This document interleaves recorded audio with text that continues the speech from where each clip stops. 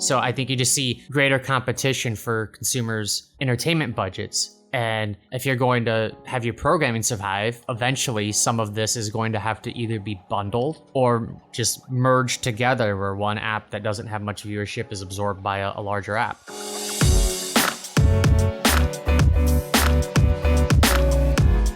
Hey gang, it's Monday, January 10th. Ross and listeners, welcome to the Behind the Numbers Daily, an eMarketer podcast made possible by Smartlyio. I'm Marcus, and today I'm joined by one of our senior analysts covering TV and video. It's Ross Benish. Hey Marcus. Hey chap, thanks for hanging out. Today's fact: grooves in the road on Route 66 play America the Beautiful. The hell am I talking about? Well, Route 66, a historic highway in the US that ran southwestwardly from downtown Chicago, Illinois, 2,500 miles to end at the Santa Monica Pier in California. Well, that route existed for around 60 years, from 1926 to 1985, when it was decommissioned, despite a large portion of the road still being drivable. Anyway, New Mexico's Department of Transportation decided to spice up a desolate quarter-mile stretch of Route 66 between Albuquerque and Tijeras? That's not how you say it. Anyway, grooves were added in the roads that play music when you drive over them, going the speed limit of 45 miles per hour. The grooves work just like the rumble strips, which vibrate when your car drifts out of your lane. These particular strips are positioned to create different pitches when you drive over them, and if you do, you can clearly hear America the Beautiful play through the vibrations in your car's wheels. It's pretty cool. Never heard of that before. No, me neither. Route 66 is pretty famous, although a lot of people think it's still alive. It's been out of commission since I've been on the planet Earth, which is surprising to hear, but I guess technically you can still drive over some of it. I've done Route 10 before, so I don't know if it's the same, but it goes all the way from Miami to pretty much to, where did I end up? To Las Vegas, I guess. But the problem with Route 10 is whilst you're driving on part of it in Texas, we were driving from San Antonio to Tucson, I think it was. No, to Phoenix, which is a long way, right? But only as you're driving, you get those signs that say, this place is so many miles. I don't need to know it's 954 miles. Just put later. Just put Phoenix will be later on. Don't worry about it for now. Just keep driving. It's a really long way. Anyway, today's real topic: the key video trends of 2022.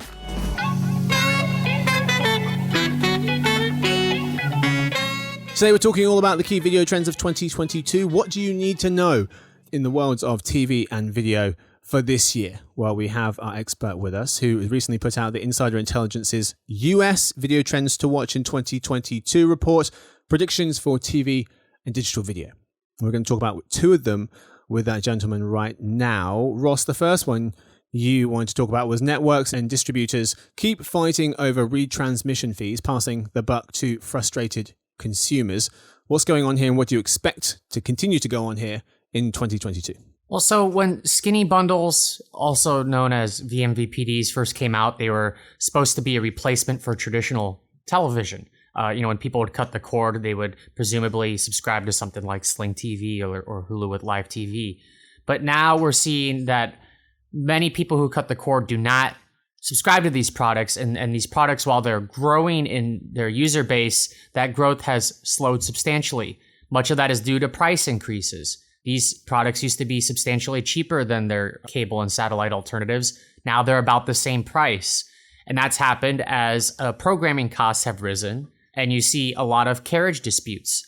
In just the past few months alone, YouTube TV has had disputes with NBC Universal, Roku, and Disney. And I think you're just going to continue to see more of this as networks want to increase the amount that they charge for the carriage of their programming, and the video distributors are going to fight against that because they don't want to raise prices, and ultimately that leaves less consumers to adopt these products. So when we're talking about vMVPDs, skinny bundles, linear live TV streaming, it's all the same thing we're talking about here, Ross, right?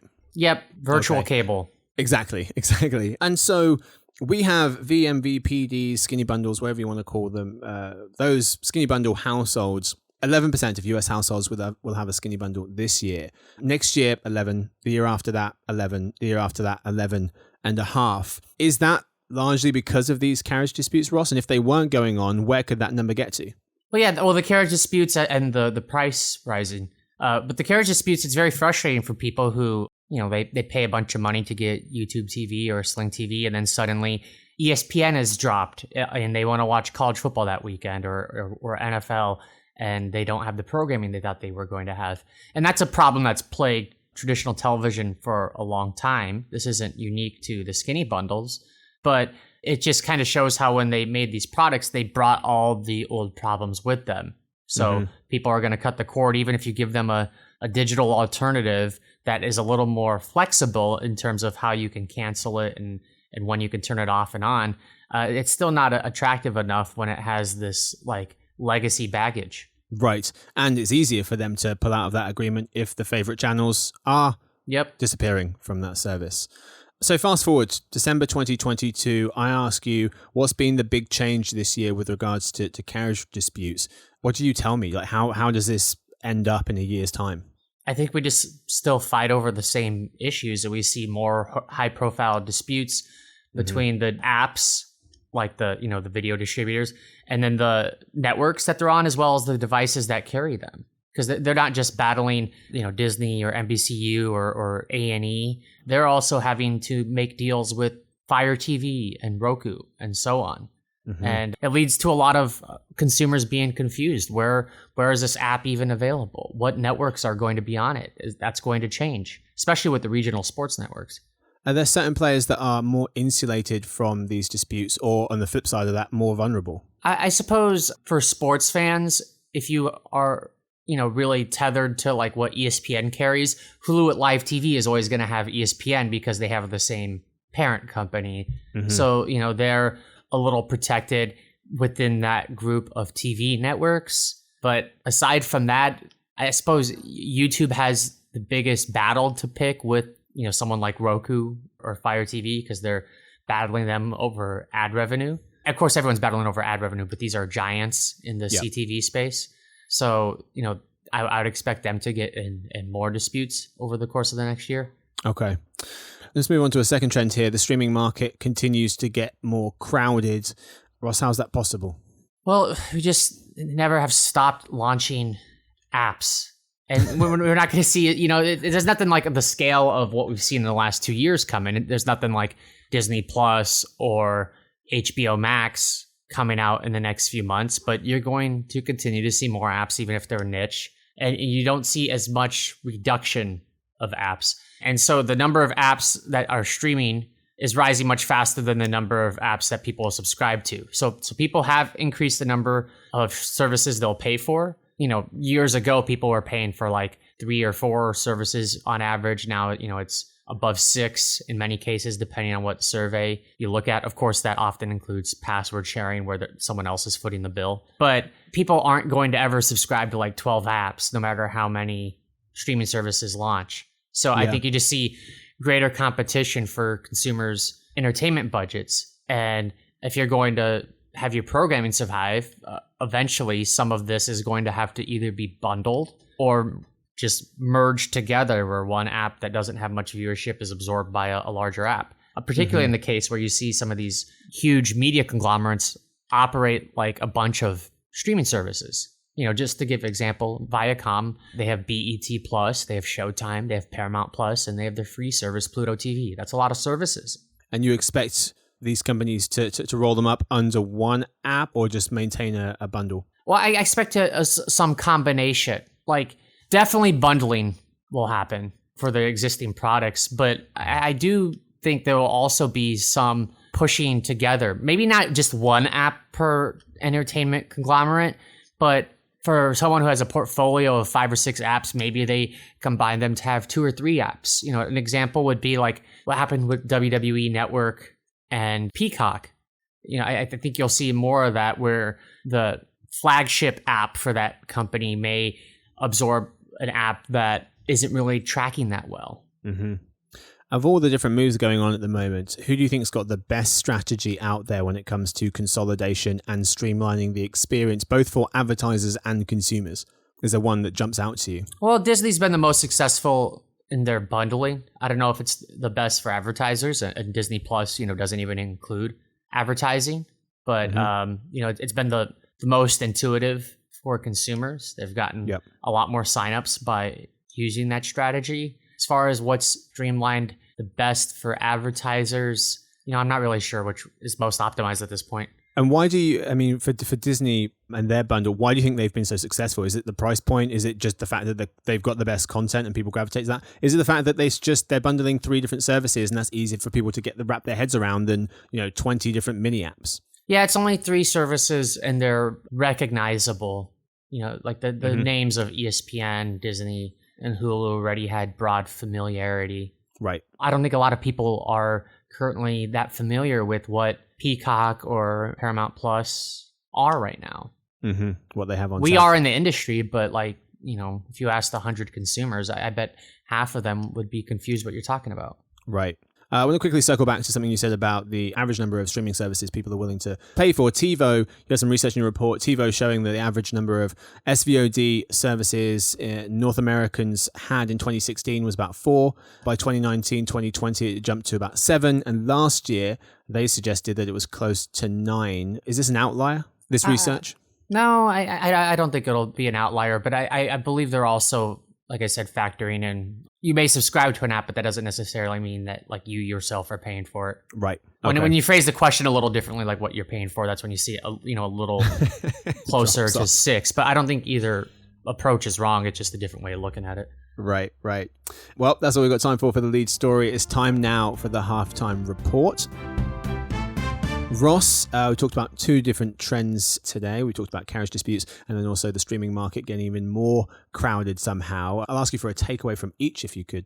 On the streaming market getting more crowded, I would just say that streaming apps are launching at a greater rate than the increase in which people are willing to pay for them. So expect to see more bundling and even an occasional merging of apps. And then on the vMVPD side, my takeaway would be that most people who cut the cord will not subscribe to these products because they're carrying the same issues that legacy TV has, which is carriage disputes and rising prices. Quick bonus question on the crowded market. Is there a streaming service that we're anticipating to launch this year which can make some noise, or are the established players and it's really some of the smaller guys jumping in? I think the established players are pretty well set. There have been some that have recently launched that, you expect them to gain a little more traction. Like Discovery Plus is still pretty new. It's not launching next year, but, next year will be a big year for it. But I think the established players are pretty set, and you're just going to see smaller people taking chunks out of that. And we're perhaps paying more attention to the different tiers, the different options within certain services. So, for example, similar to how HBO Max, they released an option last year with ads. And so you've got an existing service, HBO Max, but they're adding a different tier, and that could help boost those numbers within that established service. Yeah, and I guess the biggest one would be is if Disney Plus would ever add an ad-supported tier, that would be the biggest newsmaker. But right now that doesn't appear to be the case. Mm-hmm. Well, the report is called Insider Intelligence's US Video Trends to Watch in 2022, Predictions for TV and Digital Video. If you're a Pro subscriber, you can check that out right this very second. That's all we've got time for the lead story. Time now for In Other News, but first a quick word from our sponsor, Smartly.io.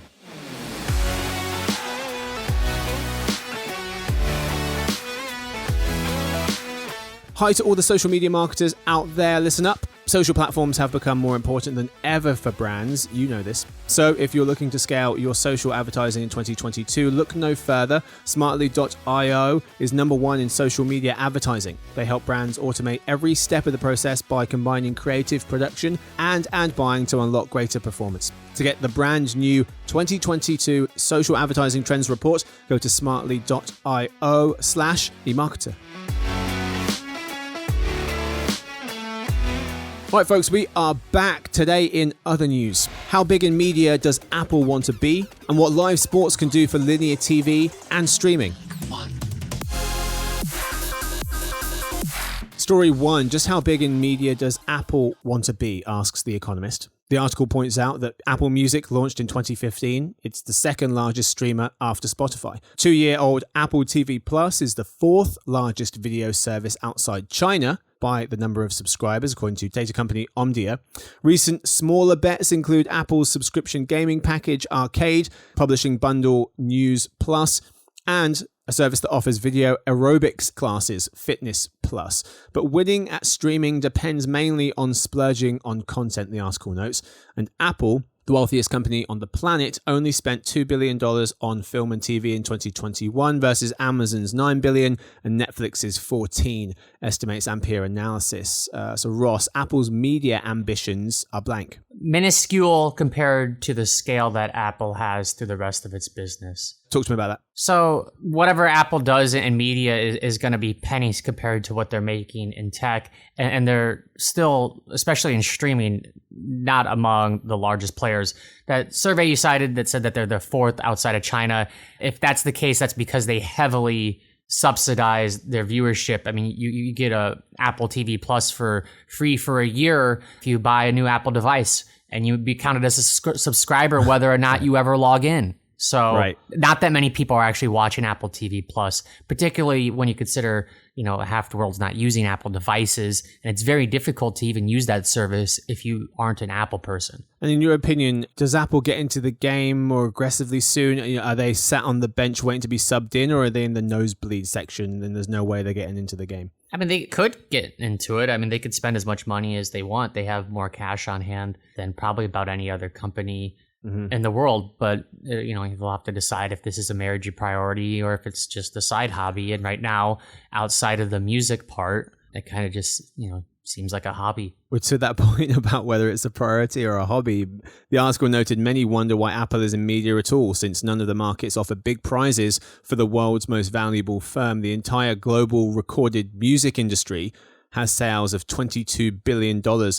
In 2020. That's less than Apple made just from selling iPads.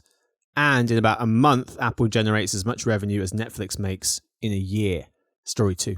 Live sports don't just keep linear TV afloat, they boost streaming too, writes Molly Cahillane of Adweek. In the last few years, marketers have become a lot more receptive to appearing alongside live sports on digital platforms.